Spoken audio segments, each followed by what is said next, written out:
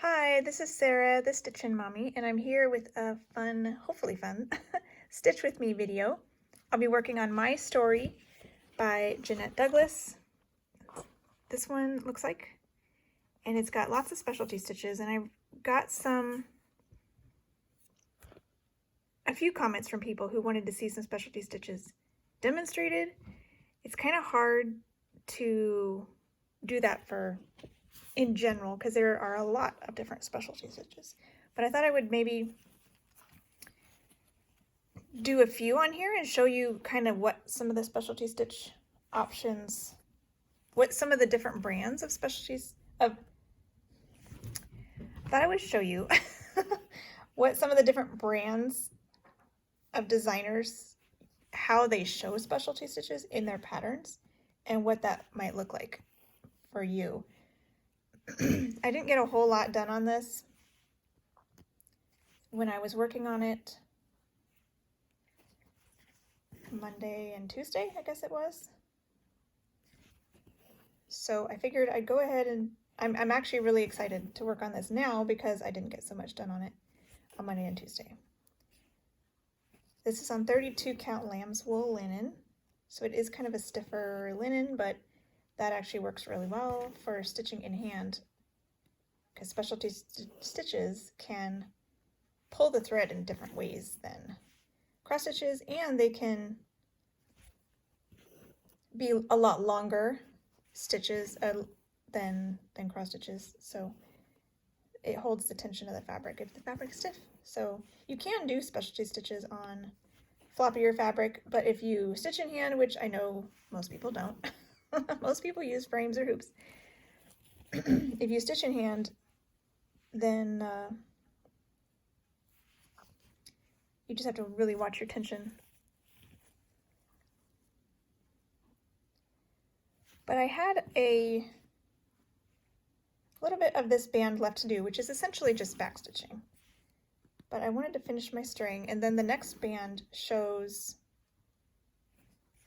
an actual specialty stitch that I've never done before, so I can do it with you on camera. And hopefully Smokey won't be too disruptive. She's been running around here going a little bit crazy.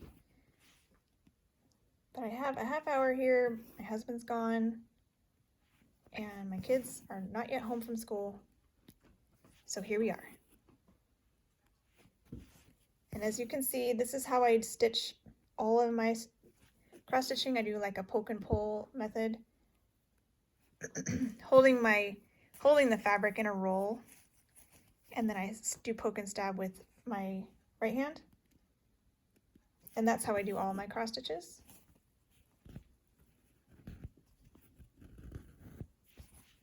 There's a lot of different methods for cross stitching.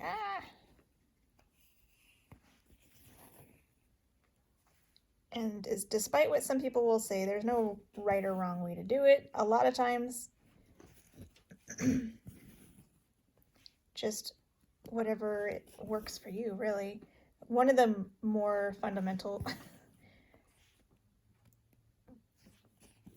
rules of cross stitch, I guess, is when you're actually doing cross stitch to make sure all your X's lay the same direction.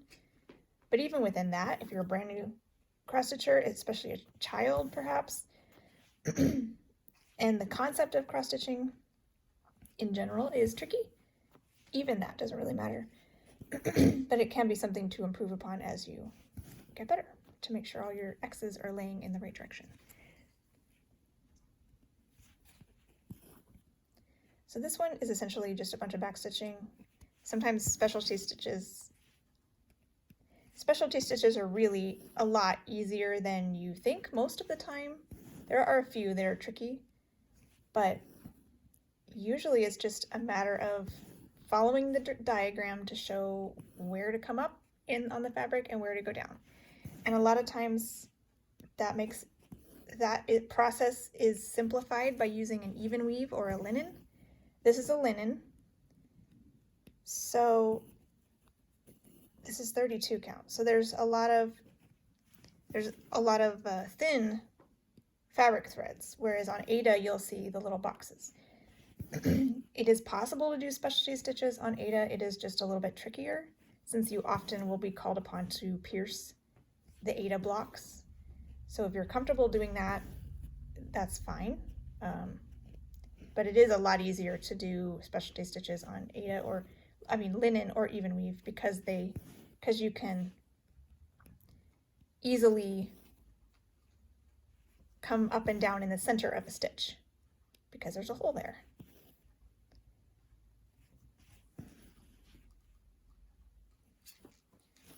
I think the only cross stitches I have so far on this are these tree trunks. So you can see with the tree, this is 2 over 2. Actually, this is actually 1 over 1. Everything in here is 1 strand. And so it's essentially a little like 9-hole patch with, so I come up in this hole and down in this hole, up in this hole, down in this hole. That's how I form my X's. Different people form those in different ways. But depending on the stitch they ask you to do, you could come up, you know, in the hole right next to it, and to make a different variety of stitches. And there's almost an endless variety of stitches. So almost done with this color here.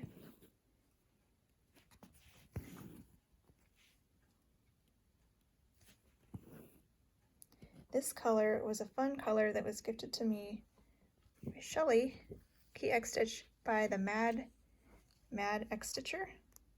It had pinks and purples in it. So that's the one I chose for this because the one they recommended had a highly variegated pink and purple. It's the same color I used for the center of this one too. So that makes it fun.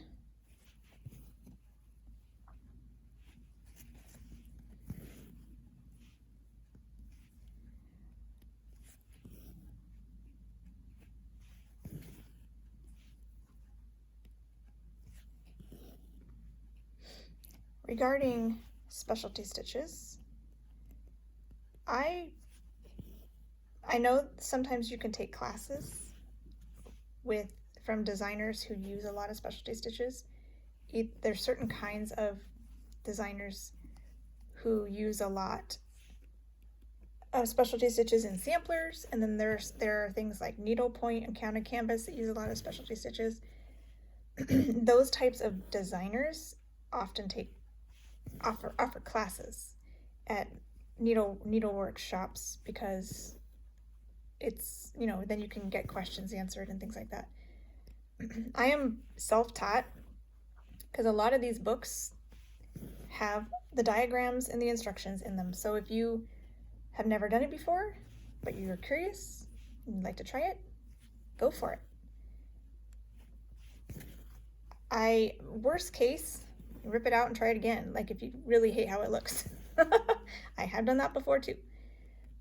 But really, a lot of them are simple enough that if you just follow the directions, they'll turn out really fun, and it'll add some dimension and interest to your design.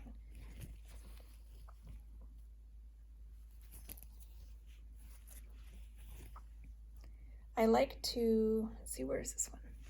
I like to run my thread under my stitches on the back if I'm going a little distance, because I want to make sure the tension stays good, and that's one way I do that, by stitching in hand. One way I accomplish that. This one is a partial stitch, which also happens in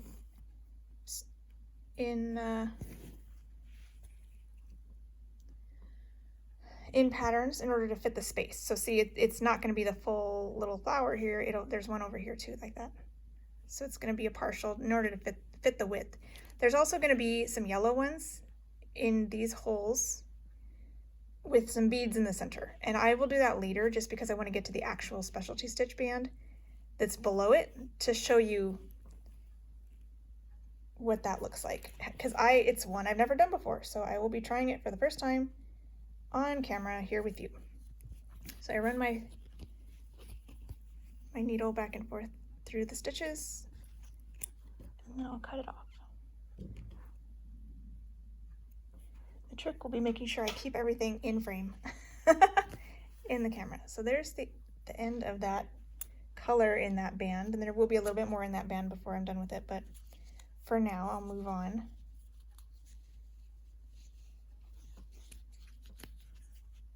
Wind my extra little thread on back on the bobbin.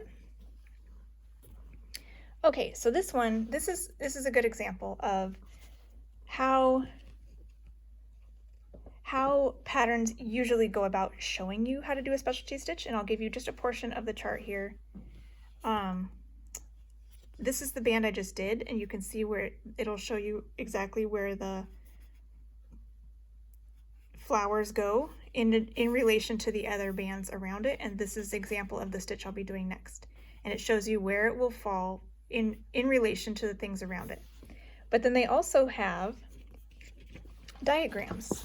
So here is a diagram for the stitch that I'll be doing. It's called a pineapple stitch, and they give me this instruction.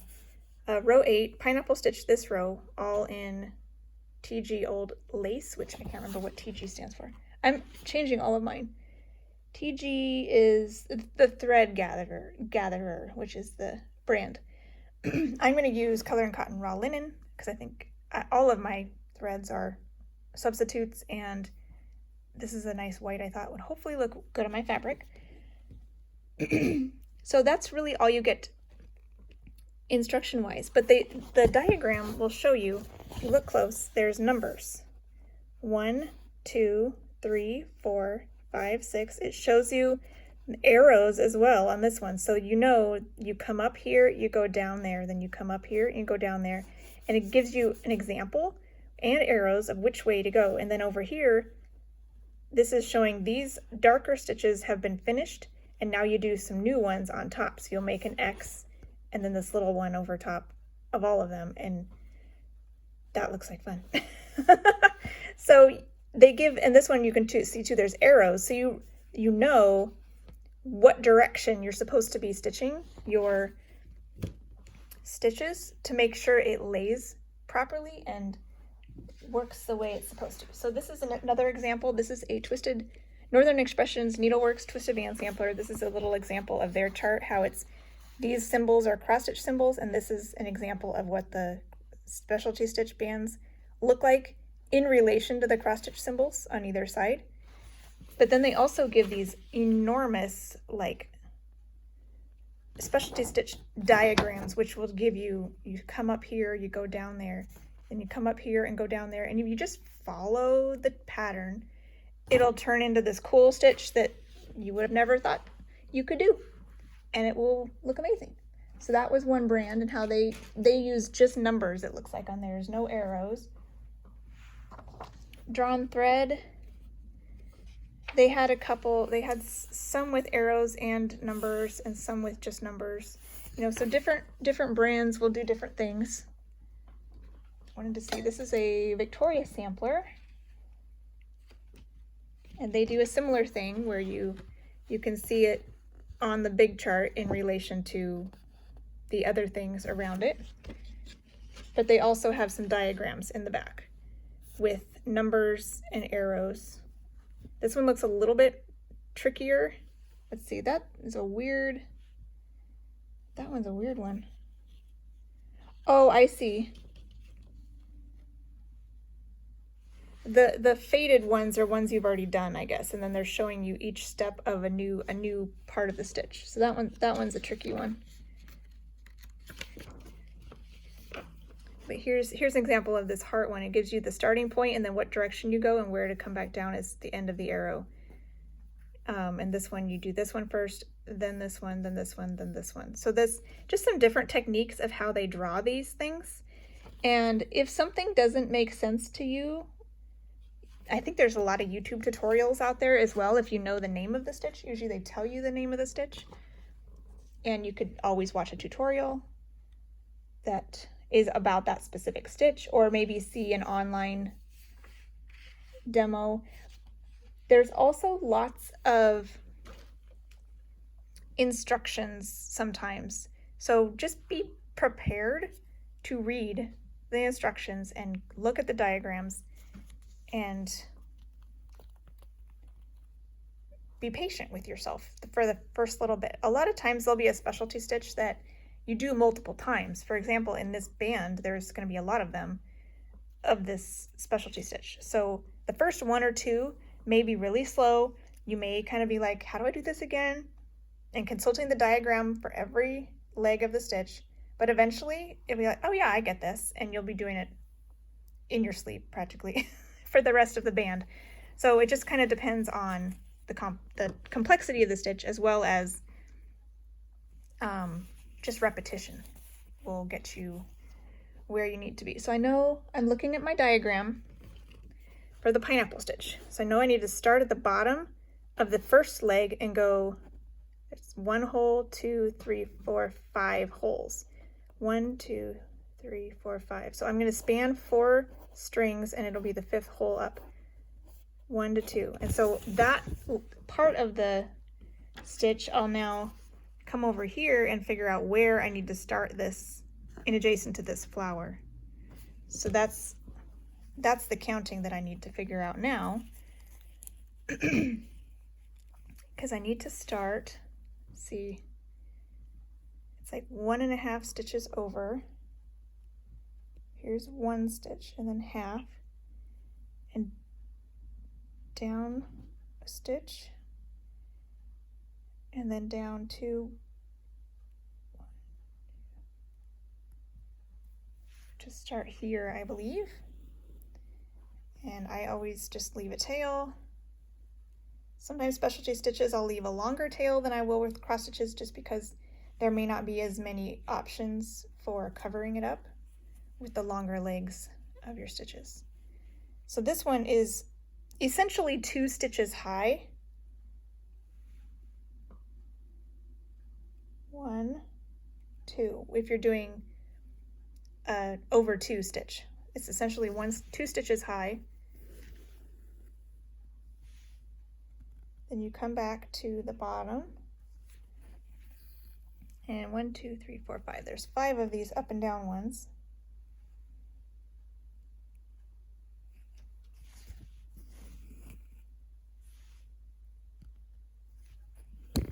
Oops, pardon me.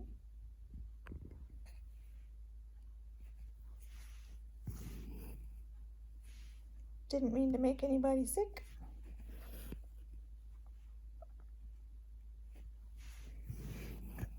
And as with anything, any stitching, I'll be constantly checking in relation to the other things. For now that I got to the 5th vertical bar, it looks like it's right in between the center of this flower, 1 stitch away from the bottom middle of the center of that flower. And I'll check my chart to make sure that's accurate, and that does look accurate. So then I will go and do a cross stitch. I'm going to tug this a little bit, make sure it's tight over here. And they want me to do a cross stitch. I'm going to go back to my diagram now. And the farthest hole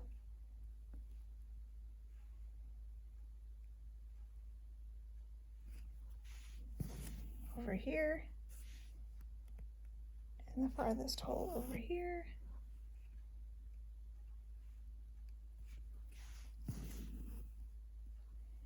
And then this is the tricky one. It wants to be on the inside.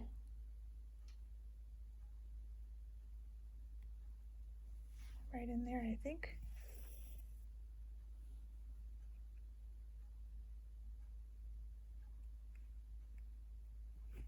And that's where, if you had an Eta, that might be tricky to find where you need to come up. But on an even weave, you just kind of feel in the back with your needle. So that's an interesting stitch. Looks kind of messy, because this one on the end is kind of just still sticking out a little bit.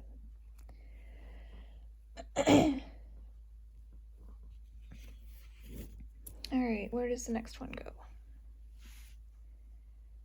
Now you got to figure out which direction to take them.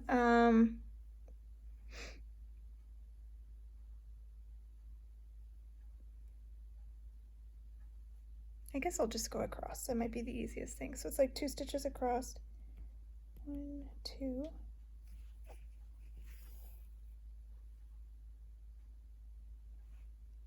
Where's this hole? 1, 2. Make sure I'm catching things on the back.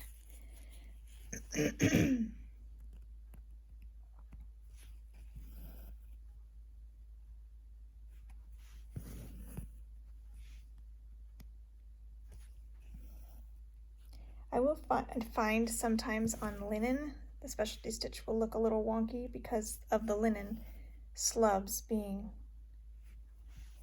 farther apart.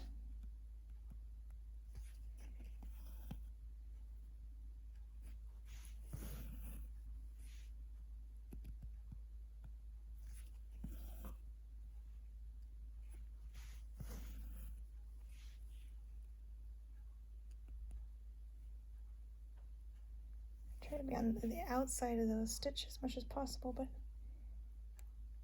it doesn't really work that way that well. It's the same hole.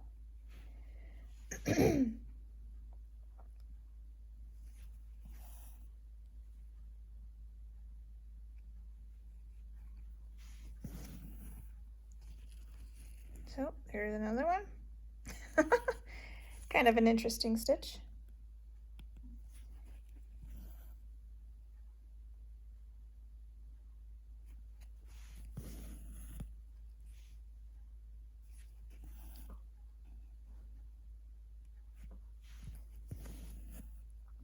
And they're going to do like a checkerboard here of these stitches.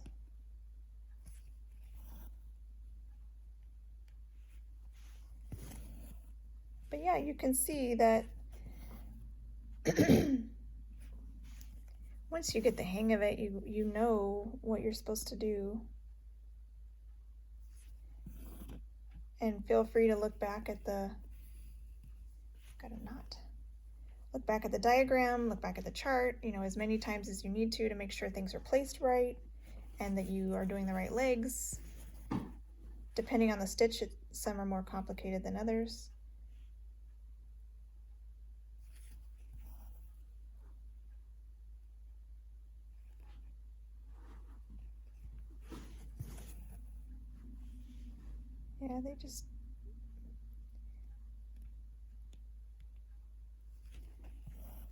Yeah, they don't want to sit on the outside of these ones.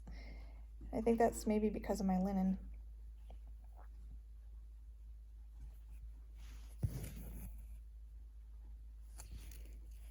So that's pretty fun.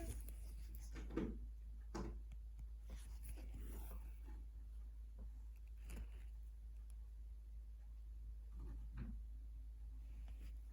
can hear Kitty in the background.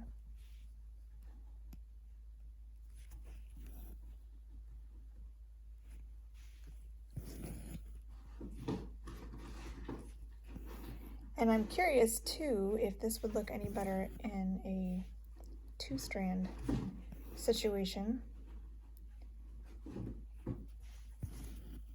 because at the beginning of this project I made the choice to just do single strand because I think that's what they called for, but a lot of the threads they're using were silks and different things, so they might have been fluffier threads to begin with, but I went ahead and did 1 strand, and there's certain places where I think I would have rather had 2 strands, but I'm not going to change it now. So I'll just go ahead. Everything will have a little bit more lacy quality to it. It'll be thinner. For example, you can see very clear vertical stripes in these waves, and I would rather have it be more filled in. So if I were to do that again, I would probably do a 2 strands, but it's not really that big of a deal. And let's see.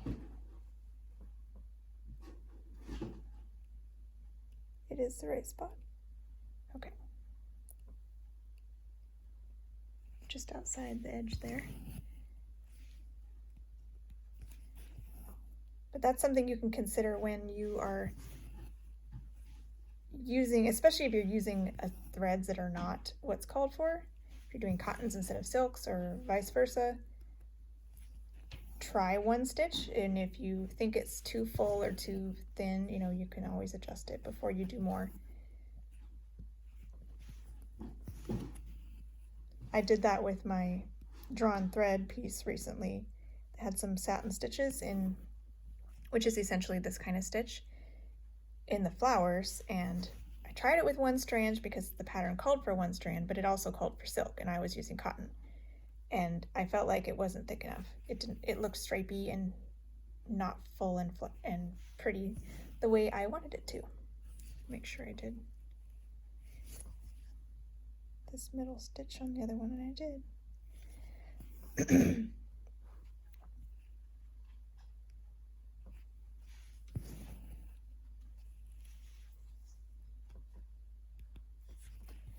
So then I had done one, I think I actually just did a few stitches, and then I decided, no, I don't like that at all. I did one petal's worth of satin stitches, and then took them out and got 2 strands and tried it again, did the same petal, and yes, I like that better.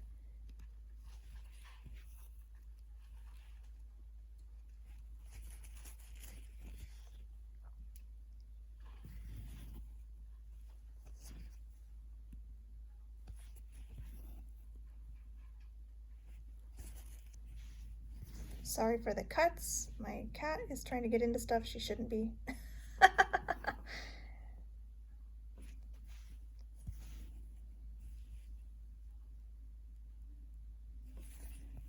Oh, I'm gonna have to go soon. So anyways, I will try to come back more often. I really like doing Stitch with Me's with different types of things and just demonstrate different stitches, and I like stitching with you guys because sometimes I get questions of how do you make your stitches look this way or that way or whatever, and I don't always know. But then if you're watching what I'm doing, and you could probably discern a minute difference in what I do versus what you do, and how that might affect things, and then you can try new things or whatnot. But sometimes I don't even know what I'm doing that might be good or bad. To be able to direct people to, oh, why don't you try this? Because I don't even know sometimes. So I'll finish this stitch, and then I have to go pick my kids up from school. But in the future, hopefully I'll have a little bit more time on these Stitch with Me's, because I will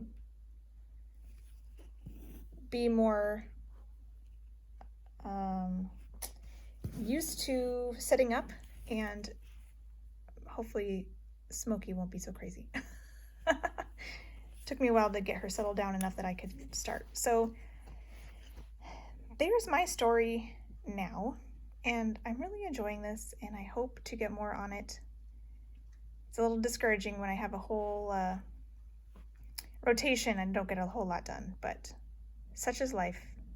This is a busy season, so I hope you are enjoying what you're stitching on, and if you have any questions about specialty stitches, or if you want some, if you think it would be helpful to do very short like tutorials on like each type of stitch, I could maybe try to do that if that would be helpful to people. So let me know if that sort of thing would be helpful. Just say, this is how you do a road stitch, or this is how you do a Smyrna cross, that kind of thing. Let me know if that would interest you. And in the meantime, I look forward to seeing you in my weekly update video next week, and happy stitching. Bye.